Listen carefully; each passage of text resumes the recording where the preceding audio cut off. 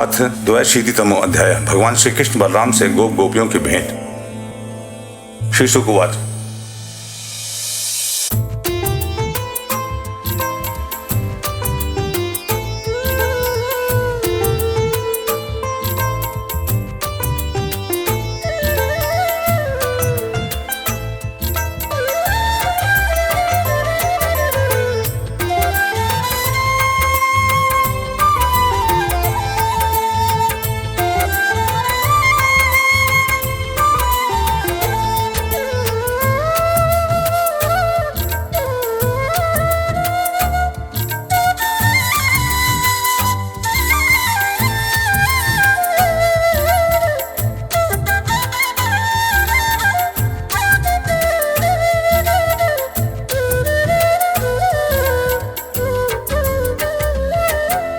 अथ कदाद्वारवत्यं वसितो रामकृष्णयोः सूर्यपराग सुमहाना शीतकल्पक्षये यथा।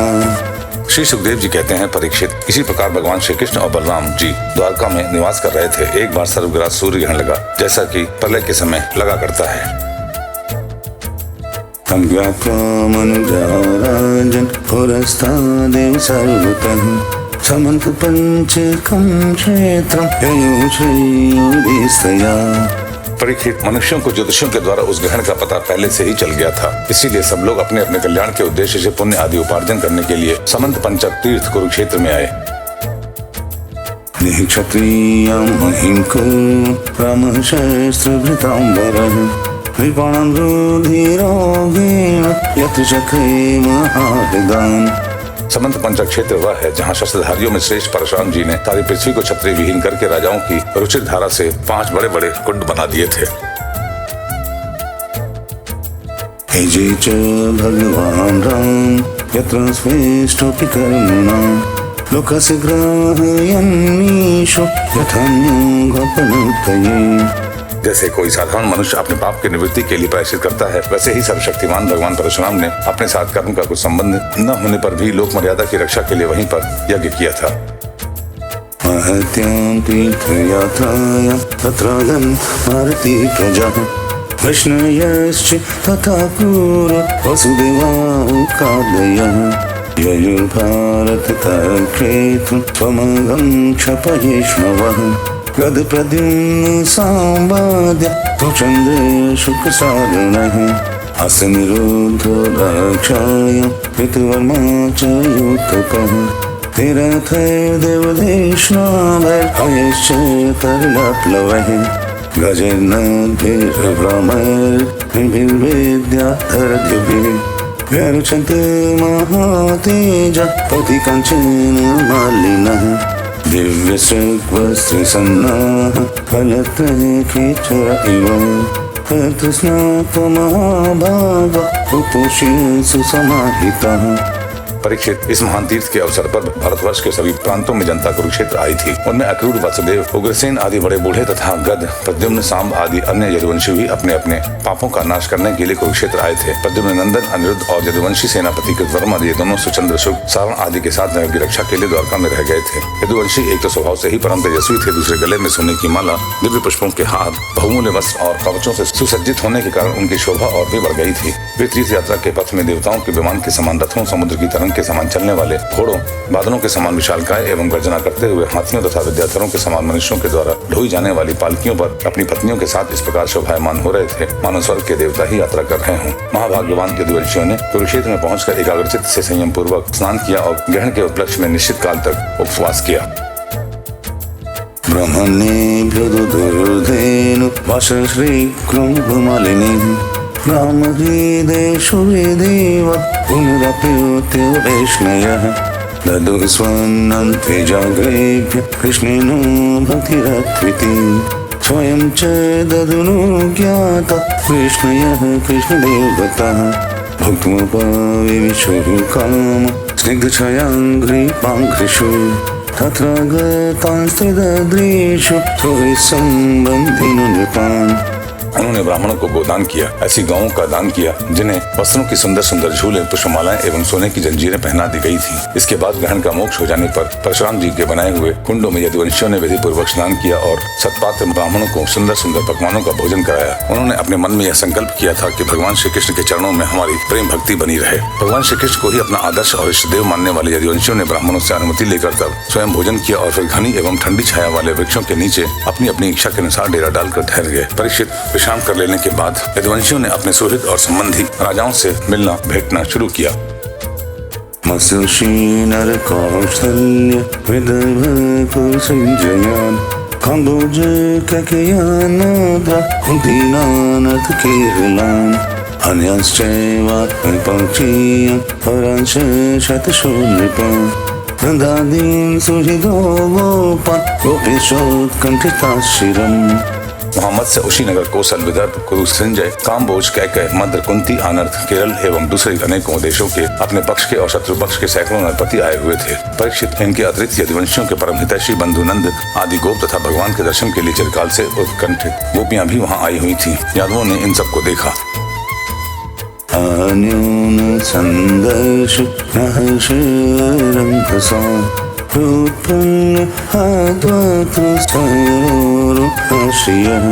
आश्लेष्य गाढं नयनः प्रज्वलन् प्रेष्य त्वचोरोद वीरो ययुर्मुदम्।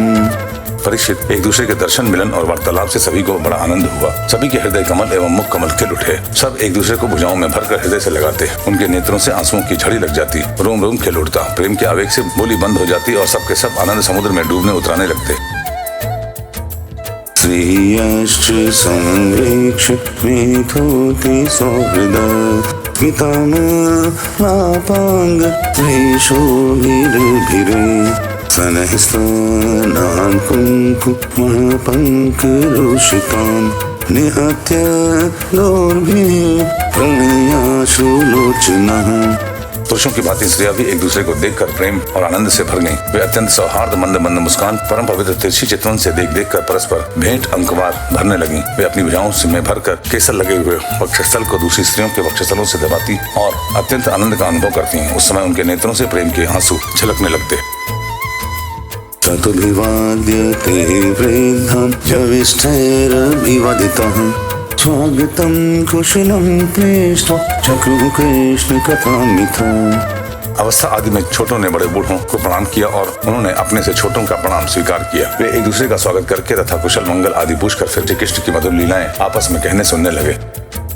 पितरात्रीन् स्वश्रीर्वीक्ष्य तत्पुत्रान् पितरावपि भ्रातृपत्नी मुकुन्दं च यहो संकथयाशुचः। परीक्षित, कुंती, वासुदेव आदि अपने भाइयों बहनों, उनके पुत्रों, माता पिता, भाभियों और भगवान श्री कृष्ण को देखकर तथा उनसे बातचीत करके अपना सारा दुख भूल गईं। कुरिन्त्यु वाच आर्यं भ्रातृरहं मन्ये आत्मनमकृताशिषं यद्वा आपत्सु मद्वार्तं नानुस्मरतु सत्तमः। कुंती ने वासुदेव जी से कहा, भैया मैं सचमुच बड़ी अभागिन हूँ, मेरी एक भी साथ पूरी न हुई। आप जैसे साधु स्वभाव सज्जन भाई आपत्ति के समय मेरी सुधि भी न लें, इससे बढ़कर दुख की बात क्या होगी। सुहृदो ज्ञातयः पुत्र भ्रातरः पितरावपि अनुस्मरन्ति स्वजनं यशोदामदक्षिणम्। भैया, विधाता जिसकी माएं हो जाता है उसे स्वजन संबंधी पुत्र और माता पिता भी भूल जाते हैं। इसमें आप लोगों का कोई दोष नहीं। वासुदेव उवाच अम्बुमास्मान् सूयेत नैव क्रीडनकान्धरन् ईशस्य हि वशे लोक कुरुते कार्यते तव।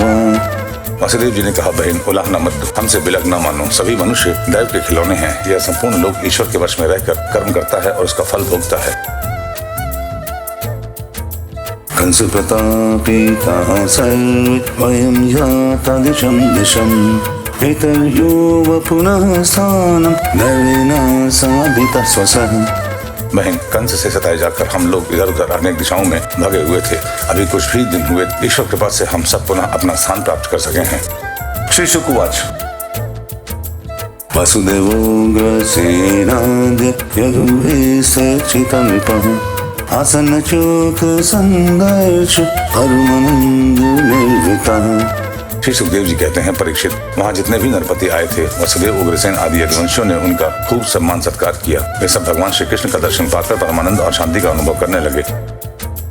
भीष्म द्रोणोऽभिका पुत्र गान्धारी ससुता तथा सदारः पाण्डवाः कुन्ती सञ्जयो विदुरः कृपः कुन्ती भोज विराटस्य भीष्मको नगजिन्मः पुरुजित् द्रुपदः शल्यो दृष्टकेतु सकशिरा दंघोषो विशालाक्षो मैथिलो मदकेकयो युधामन्युः सुशर्मा च ससुता बहुकादयः प्रजनये च राजेन्द्र युधिष्ठिरमनोरथः श्रीनिकेतं वपुषौर ससिकं विस्मितः।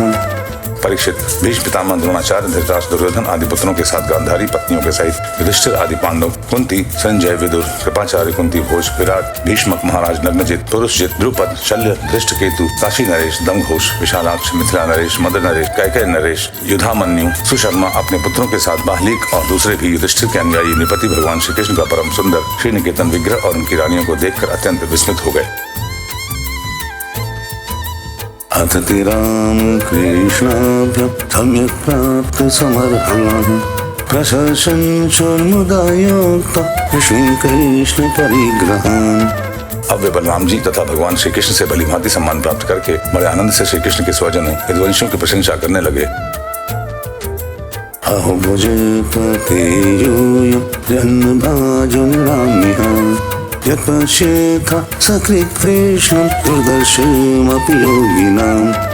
उन लोगों ने मुख्यतया उग्रसेन जी को संबोधित कर कहा, भोजराज उग्रसेन जी, सच पूछिए तो इस जगत के मनुष्यों में आप लोगों का जीवन ही सफल है। धन्य है, क्योंकि जिन श्री कृष्ण का दर्शन बड़े बड़े योगियों के लिए भी अत्यंत दुर्लभ है, उन्हीं को आप लोग नित्य निरंतर देखते रहते हैं। यद्विश्रुतिः श्रुतिनो वेदुमानं पुनाति पादावाने जनपयश्च वचश्च शास्त्रम् मोहकलभजितुभ्रमपि यदङ्घ्रिपद्म स्वशुद्धा शक्तिरभि वशति नोऽखिलताम्। वेदों ने बड़े आदर के साथ भगवान श्री कृष्ण की कीर्ति का गान किया है। उनके चरण धोवन का जल, गंगा जल, उनकी वाणी, शास्त्र और उनकी कीर्ति इस जगत को अत्यंत पवित्र कर रही है। अभी हम लोगों के जीवन की ही बात है। समय के फेर से पृथ्वी का सारा सौभाग्य नष्ट हो चुका था, परंतु उनके चरण कमलों के स्पर्श से पृथ्वी में फिर समस्त शक्तियों का संचार हो गया और अब वह फिर हमारी समस्त अभिलाषाओं मनोरथों को पूर्ण करने लगी।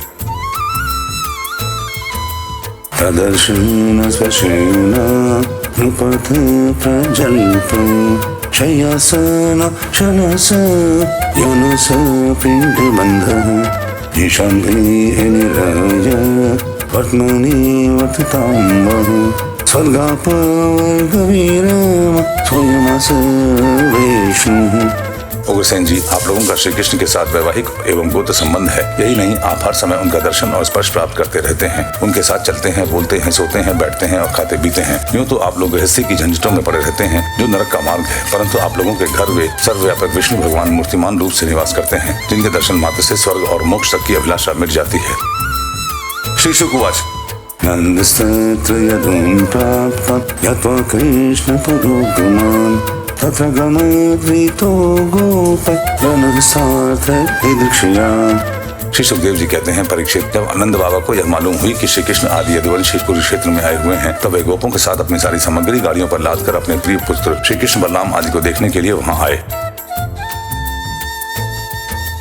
तं दृष्ट्वा विष्णुयोगेष्ट सन्मः प्राणमिवोत्थितः हरिषस्वजीरे गानं चिरदर्शन कातरः। नंद आदि गोपों को देखकर सबके सब यदुवंशी आनंद से भर गए। वे सब इस प्रकार उठ खड़े हुए मानो मृत शरीर में प्राणों का संचार हो गया हो। वे लोग एक दूसरे से मिलने के लिए बहुत दिनों से आतुर हो रहे थे, इसीलिए एक दूसरे को बहुत देर तक अत्यंत गाढ़ भाव से आलिंगन करते रहे। वसुदेव परेश्वज संप्रीत प्रेम विह्वलः स्मरन् कंस कृतान् क्लेशान् पुत्रिन्यासं च गोकुले। वसुदेव जी ने अत्यंत प्रेम और आनंद से विह्वल होकर नंद जी को हृदय से लगा लिया। उन्हें एक एक करके सारी बातें याद हो आईं। कंस किस प्रकार उन्हें सताता था और किस प्रकार उन्होंने अपने पुत्र को गोकुल में ले जाकर नंद जी के घर रख दिया था। कृष्ण राम परेश्वर च पितरवभिवाद्य च न किंचन चतो प्रेम सशुकंठ कुरुद्वः। भगवान श्री कृष्ण और बलराम जी ने माता यशोदा और पिता नंद जी के हृदय से लगकर उनके चरणों में प्रणाम किया। परीक्षित उस समय प्रेम के उद्रेक से दोनों भाइयों का गला रुंध गया, वे कुछ भी बोल न सके। तावत्मासनमारोप्य बाहुभ्यां परिरम्भ्य च यशोदा च महाभागा सुतो विजहतो शुचः। वहाँ भाग्यवती यशोदा जी और नंद बाबा ने दोनों पुत्रों को अपनी गोद में बैठा लिया और भुजाओं से उनका गाढ़ आलिंगन किया। उनके हृदय में चिरकाल तक न मिलने का जो दुख था वह सब मिट गया। रोहिणी देवकी चात परेश्वर जगदीश्वरी स्मरन्त्योत कृतानेत्र बाष्पकंठ समुच्चतुः। रोहिणी और देवकी जी ने विजयेश्वरी यशोदा को अपनी अंकवार में भर लिया। यशोदा जी ने उन लोगों के साथ मित्रता का जो व्यवहार किया था उसका स्मरण करके दोनों का गला भर आया। वे यशोदा जी से कहने लगी, काव्य स्मरेत वा मैत्री मनृवेत विजयेश्वरी आवाप्याप्येन्द्रमैश्वर्यं यस्य नेह प्रतिक्रिया। यशोदा रानी जी, आपने और विजयेश्वर नंद जी ने हम लोगों के साथ जो मित्रता का व्यवहार किया है वह कभी मिटने वाला नहीं है। उसका बदला इंद्र का ऐश्वर्य पाकर भी हम किसी प्रकार नहीं चुका सकते। नंद रानी जी, भला ऐसा कौन कृतज्ञ है जो आपके उस उपकार को भूल सके।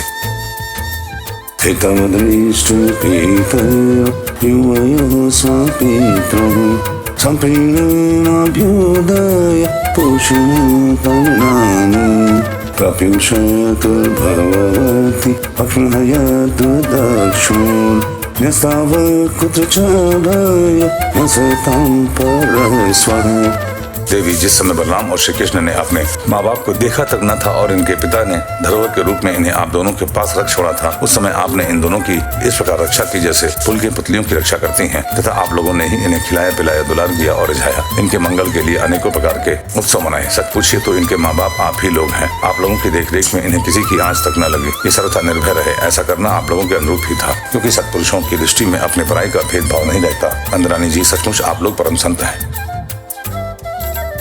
श्री सुकुवाच, गोपेश कृष्ण उपलभ्य क्षीरादभीष्टं यत्प्रेक्षेण दीर्षेषु अक्षुकृतं क्षपन्ति दिग्भिर्हृदिकृत मलं परिरभ्य सर्वा सद्भावमापोरपि नित्ययुजं दुरापम्। श्री सुखदेव जी कहते हैं, परीक्षित, मैं कह चुका हूँ कि गोपियों के परम प्रियतम जीवन सर्वस्व श्री कृष्ण ही थे। जब उनके दर्शन के समय नेत्रों की पलकें गिर पड़ती तब वे पलकों को बनाने वाले को ही कोसने लगती। उन्हीं प्रेम की मूर्ति गोपियों को आज बहुत दिनों के बाद भगवान श्री कृष्ण का दर्शन हुआ। उनके मन में इनके लिए कितनी लालसा थी, इसका अनुमान भी नहीं किया जा सकता। उन्होंने नेत्रों के रास्ते अपने प्रियतम श्री कृष्ण को हृदय में ले जाकर गाढ़ आलिंगन किया और मन ही मन आलिंगन करते करते तन्मय हो गयी। परीक्षित, कहाँ तक कहूँ, वे उस भाव को प्राप्त हो गयी जो नित्य निरंतर अभ्यास करने वाले योगियों के लिए भी अत्यंत दुर्लभ है। भगवांस्तथा भूता विविक्त उपसंगतः आश्लेष्यानामयं पृष्ट्वा प्रहसन्निदमब्रवीत्। जब भगवान श्री कृष्ण ने देखा कि गोपियां मुझसे तादात्म्य को प्राप्त एक हो रही हैं, तब वे एकांत में उनके पास गए, उनको हृदय से लगाया, कुशल मंगल पूछा और हंसते हुए यो बोले, अभिस्मरथ न सख्य त्वनमथ चिकीर्षया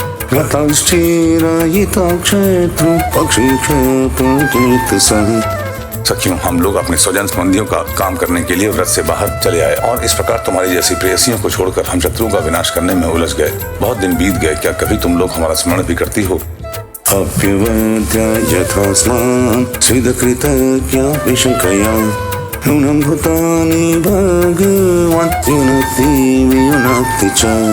मेरी प्यारी गोपियों, कहीं तुम लोगों के मन में यह आशंका तो नहीं हो गई है कि मैं अकृतज्ञ हूँ और ऐसा समझकर तुम लोग हमसे बुरा तो नहीं मानने लगी हो? निसंदेह भगवान ही प्राणियों के संयोग और वियोग के कारण है।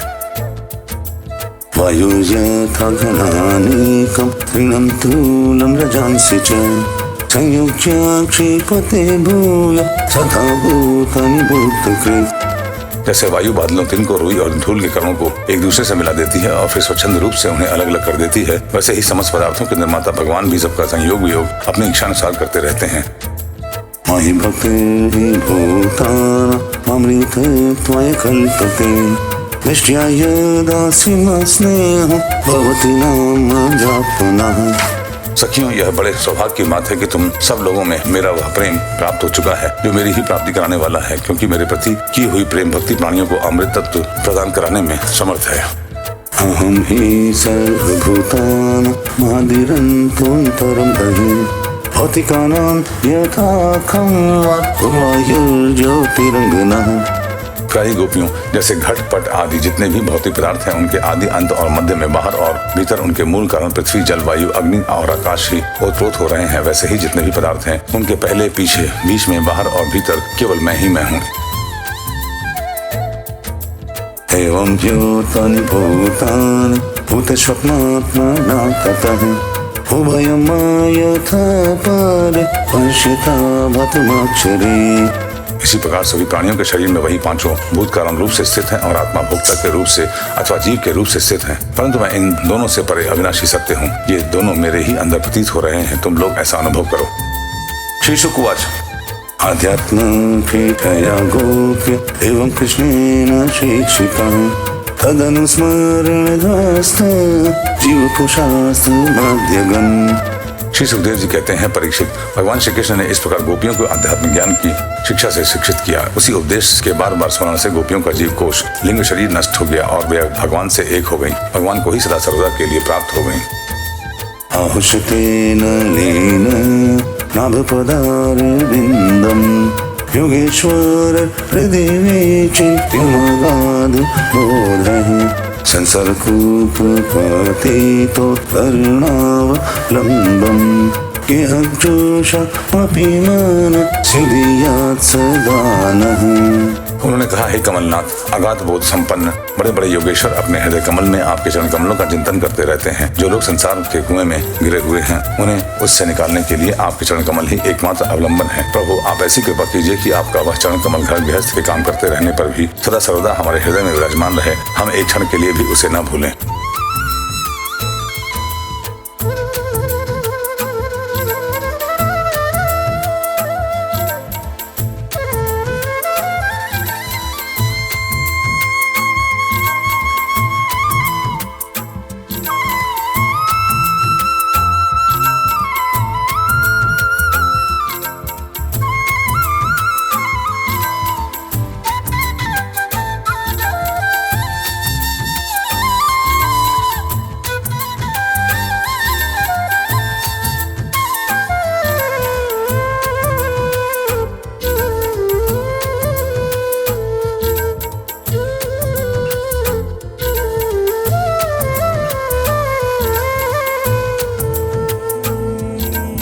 इति श्रीमद्भागवते महापुराणे पारमहंस्यां संहितायां दशम स्कन्धे उत्तरार्धे विष्णु गोप संगमो नाम 2 अशीतितमो अध्यायः।